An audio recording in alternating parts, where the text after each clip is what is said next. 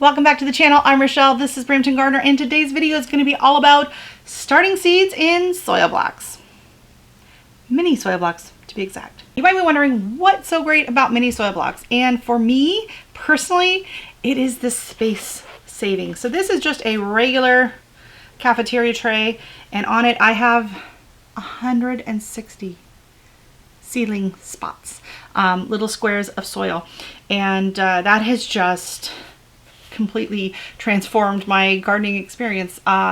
Keep in mind, like, the size of this compared to like your traditional 72 cell tray, it's about half the size, and it's like the space savings alone is worth it. Now, there are pros and cons.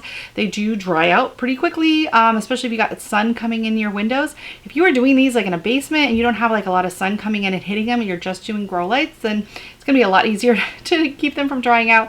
Whereas mine is in my front window, and I mean the south facing window, and he can really come in there, and sometimes it can kind of cook them, especially if I have like the dome on top of them. So I do have to be very careful. I have to check on them 2, sometimes 3 times a day. And I will admit, if this was down in a basement, it probably would not be as successful with them as I am having it right by my bed. So I can check on them every morning when I get up, and then throughout the day, you know, as I walk in, I just double check everything looks good. And then before I go to bed at night, I just double check or triple check again. But I mean, who's not always checking on their seedlings anyways, right? So that is one of the things. So if you have the space, I would recommend starting with the 2-inch soil blocks. That is going to be a lot more foolproof because they just retain their moisture a lot longer because there's just so much more soil. So if you're looking into soil blocking and these tiny ones are a little intimidating, which they can be, they're a bit fussy, then definitely just start with the 2-inch, or they also have, so the 2-inch is a block of 4. They also have a 1.5-inch, which is a block of 5. And that might be the perfect place for you to start. I do also have the 2-inch soil blocks that these little guys here.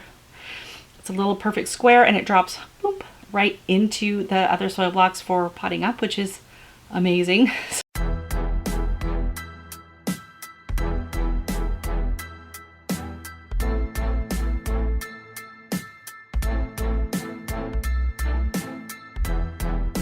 Decided I'm going to go herbs and a little bit of lettuce because I need to get it started, and we're going to just put it all in this tray. Another reason is I do have these larger trays that I need to start my petunias, my begonias, and my impatiens in, and the rest of my stuff is like out under a couple feet of snow, and I can't get into the bin, and it is really cold. This morning I got up, I checked the temperature to see how warm my daughter needed to dress for school, and it was -8 Fahrenheit. Like, this is the longest stretch of cold weather we've had in a very long time, and I am over it. So what better way to get beyond it than starting some seeds? So we are going to start with herbs. This is going to be an herb tray aside from a little bit of lettuce. We are starting with some new ones that I just got recently at Lakeside Garden Gallery. These are OSC seeds. These are a Canadian seed company if you're here in Canada. I bought rosemary and thyme, which is also a really great BBC cozy mystery series about 2 women who are professional gardeners that keep finding bodies. So that's fun too. And of course, they're probably in the Cotswolds because everyone up there is constantly dying. Okay, so we're going to start with our tape, and I'm just going to do 1 row of everything except for maybe the lettuce. When we get to that, we'll see. And we will see. Now, they say rosemary can be a real stinker. Like, it takes a very long time for it to get started. It can take, it says, anywhere from 20 to 30 days to germinate. So we're just gonna give it its time. We're gonna go with rosemary. It also needs light to germinate. I think most of these are okay with light. Nothing I'm growing needs darkness. So when things start to sprout and I have to put them under the grow lights, then it's not gonna be a problem. We have some time. Ooh, they're very tiny. Very, very tiny. So yes, if I did not have the greenhouse, I would not be starting a lot of these seeds so early. It's just I have a place to put them, so I have the opportunity to get them nice and big before the season. I'm going to put another one in here because I can't remember if I did that one or not. So, you know, so many people are always asking, oh, when can I start this? When can I start these seeds? And The answer just depends on so many things. One thing, it depends on the kind of seed you're growing. Like rosemary, thyme, they can handle, especially thyme, it can handle like our winters here. So it can go out, no problem. It's very cold tolerant. But, gotta pull this back. Sorry, I'm gonna spill my water. And I gotta go, so now I'm going in with the chives. Again, like these chives, right? Like all of these are extremely cold hardy that I'm doing right in here. Oh wait, I switched to the wrong pile. Okay, so next we are gonna be doing stevia. So stevia has become my nemesis. I grew it from seed the first year, and that was several years ago, and it did just fine. And then after that I heard, oh yeah, stevia is hard to grow from seed. And ever since I heard it was hard to grow from seed, I have not been able to get them to germinate. So yeah. So we're just gonna try this. We're gonna come in here with these. And they got little fuzzy things on them. We're shoving them in. These are ones that I saved off of my own stevia plant. So I haven't even tried the last couple of years. And then last year I had a hard time finding a plant. So some years they have them at the garden center, some they don't. So we're gonna give it another go and see if we can. Then we're gonna go for some cumin. So some cumin seeds. I've never grown cumin. These are gonna be large seeds. So I'm just gonna put them in my hand because they are like cumin seeds like you cook with. So, but I did get these from Rainbow Seeds, which is another Canadian seed company.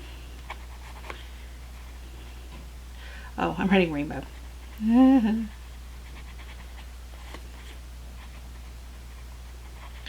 So with the cost of shipping and everything, it is nice to be able to find just some local Canadian seed companies. There are quite a few out there. Okay, and this, it smells so good. So this is strawberry mint. I bought a plant 2 years ago, I think, and it did amazing, and it tasted like strawberry and mint. Like it was fantastic. It was really good in iced teas. And then it flowered, and I saved some seeds. And I grew it last year, and the seeds, they sprouted, and like they even smell, like they smell already. And then it died.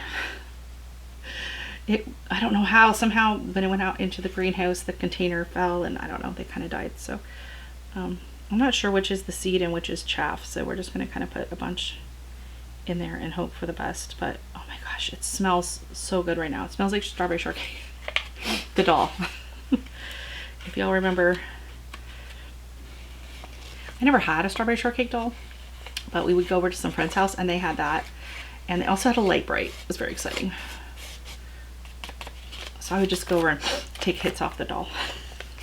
My daughter will be happy to know that I am finally swapping out the chives this year. I've had them in the same pot for, I don't know, probably 15, 16 years, and I don't do anything with it. It just sits out there all winter long, and it's one of the first things to sprout up in the spring. But it's gotten kind of heavy with grass growing in it. So you have to be very careful when you're out collecting the chives. So I'll be dumping it and starting fresh this year. It's time. And now back to the OSC seeds. So those were from West Coast Seeds, also another Canadian seed company. And then we have the OSCs. You'll see these OSC brand. You see them in a lot of the stores. West Coast Seeds you see locally in some of the stores as well. I don't know about Home Depot, but I know Lakeside Garden Gallery carries them, which is where I bought them. The thing with the cilantro, everyone's like, oh, I can't grow cilantro bulbs so quickly. And they think it's something they're doing wrong. But that's just the nature of cilantro. That's what it does. It grows, it bolts, it does its thing. So cilantro is one of those things. So like parsley, you can kind of grow at the basil, you plant at the beginning of the year, and you kind of just keep them going all season long. Cilantro is not like that. Cilantro, you really want to be reseeding every 2 or 3 weeks so that you have a constant supply of cilantro throughout the year, because it just has a way faster life cycle. And then next up is dill, and the dill is going to be sprouting and taller than everything else very quickly, but I can pull it out and put it in a little container. I want a lot more dill this summer. This is something I can also, it reseeds outside quite easily, and I'll probably do some in the winter sowing containers. So We have a red Reuben basil, which is a free seed from Eco Seed Company, also Canadian, and they only had, it was like $4.99 for shipping, which is great. That's a problem in Canada. Our shipping's so expensive. So it's nice when you find a seed companies that do a better price on the seeds, on the shipping. I'm just going to go through the rest of the varieties of basil that I'm going to do right now. You don't have to sit here and watch me do all of them. So we have lime basil, which I really struggle with. It's a very weak plant for me. I have a hard time getting it to germinate. It seems to grow really small, whereas the lemon basil does really good. But we have lime basil. Then I have dark opal basil, and then I have lemon basil, and the piccolino basil. I also have like large leaf basil and whatever, but I'm going to wait on those because they do get a lot bigger. That and the cinnamon basil. They can get kind of obnoxious, so wait on those a little bit later. So next up we'll go with the piccolino. And the piccolino is really cute. It's a little dwarf variety. So these actually, I want to grow this for my fairy gardens.